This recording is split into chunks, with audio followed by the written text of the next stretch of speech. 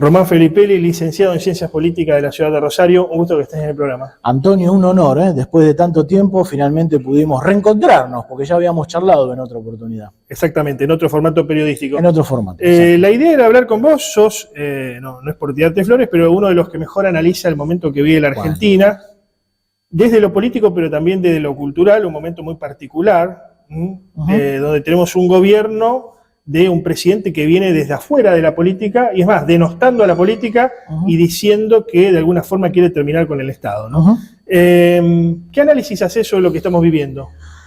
Mira, yo creo que el dato principal que soslaya a la mayoría de los analistas es que no se han percatado de que estamos ante una crisis de un orden político, un final de ciclo. Desde mi perspectiva, el orden político que se estableció después de la Guerra de Malvinas con el gobierno democrático elegido en 1983, ese sistema se agotó, se terminó. Estaríamos en una situación parecida a la del fin de la Alemania de Weimar, en los años 20, o de la década infame, la llamada década infame en Argentina, a finales de los años 30. ¿Qué significa? Significa que las reglas que explicaban el juego de la política han colapsado, las identidades políticas que le daban vida a los actores están colapsadas. Hoy decir radical, peronista, la verdad que significa muy poco. Claro, tenés que agregarle peronista o radical de algún matiz, ¿no? Exacto, y no sirven como parámetros de orientación dentro de lo que es el sistema político.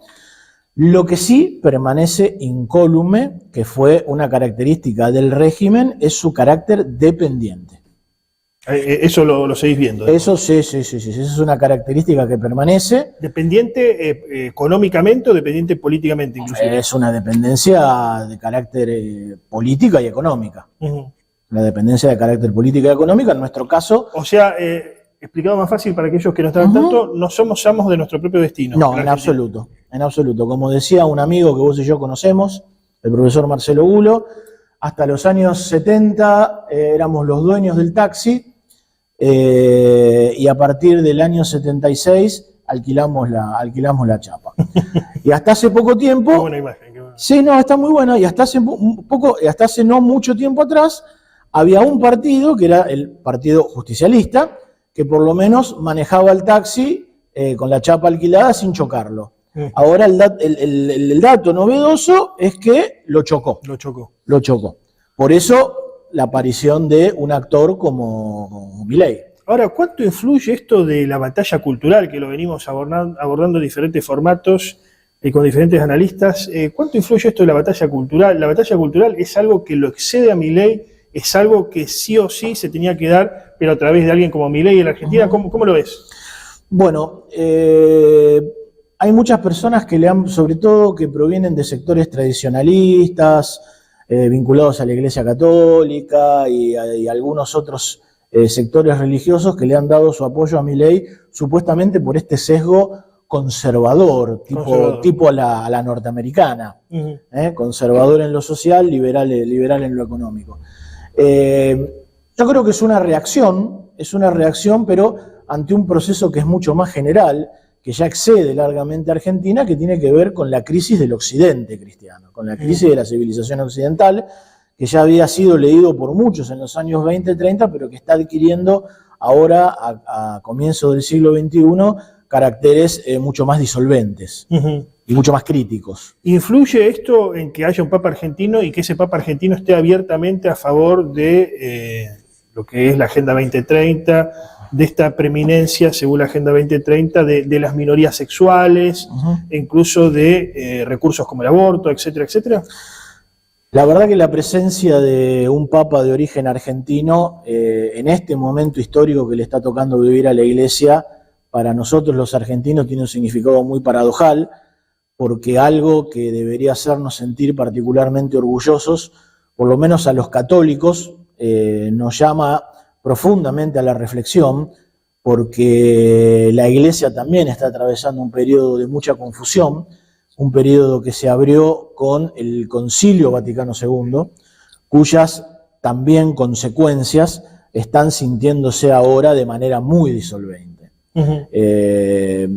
El otro día el Papa dijo que todas las religiones, más o menos palabras más, palabras menos, dijo que todas las religiones eran caminos válidos para llegar a Dios, con lo cual es eso desde la perspectiva teológica católica y desde el magisterio de la Iglesia, por lo menos es como para cuestionar y reflexionar profundamente.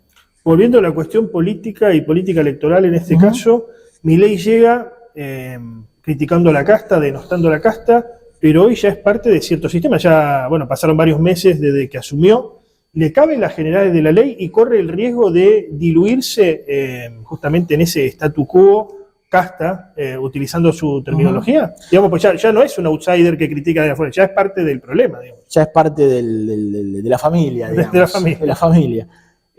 Mirá, a mí siempre me llamó mucho la atención el uso del concepto de casta, porque no sé si vos te acordás, también era utilizado por una fuerza que ideológicamente, no de Argentina, sino de España, que es absolutamente opuesta desde el punto de vista, por lo menos formalmente ideológico a Milei, que era Podemos. Claro, de izquierda. Exactamente, pero que también lo utilizaba como una manera de cuestionar el statu quo político de España, con ese esquema entre el Partido Socialista Obrero Español y el Partido Popular, como una fuerza que venía a impugnarlo desde afuera, nada más que desde un espectro político progresista, no como el de Milei, conservador liberal. Evidentemente que si vos pasás a formar parte del juego de la política, ya no te queda el recurso de decir que sos un outsider. Es más, forma parte, desde mi perspectiva, forma parte de tu compromiso, por más que lo quieras transformar, tener en cuenta que ya tenés una responsabilidad de carácter institucional asumida frente al pueblo de la nación y que en ese sentido sos parte de la clase dirigente. Por parte de la oposición, Román, el peronismo perdió, se ha atomizado, digamos, está Axel Kicillof, pero está en provincia de Buenos Aires. No sé si se puede extender eso a lo nacional. El radicalismo, buena parte está con el gobierno de Milei, aunque lo nieguen, y hay otros que están afuera, pero de alguna forma interactúan o son serviciales en el Parlamento. ¿Se puede generar una oposición desde lo popular, ¿no? Pensando en algún proyecto popular, digamos, que le haga partido, hablando en términos futbolísticos, a Milei o no? Yo lo veo muy difícil. Lo veo muy difícil porque, como te decía, las identidades políticas, entre comillas, tradicionales, o las que heredamos desde el régimen de 1983, para mí están implosionadas. Hay una muy fuerte crisis identitaria, tanto en el radicalismo como en el peronismo. Algo parecido pasa también en la Iglesia, mutatis mutandis. Veo sectores con intenciones, sectores formados por intelectuales, por viejos militantes del campo nacional, pero que por el momento están muy dispersos. Y veo que también los canales a partir de los cuales lo que es el pueblo, es decir, la masa adoctrinada, como decía Perón, se podía expresar, están también en crisis. Las organizaciones libres del pueblo, las organizaciones de base están en crisis, porque fueron cooptadas por el asistencialismo estatal y colapsaron. Los partidos están en crisis, la iglesia está en crisis, los sindicatos están cuestionados. Claro. Es difícil. Es difícil. No significa que sea imposible. Uno desde ya no tiene la posibilidad. Weber decía que la realidad es inconmensurable, infinita, caótica. Uno no puede analizar todo el espectro de la realidad.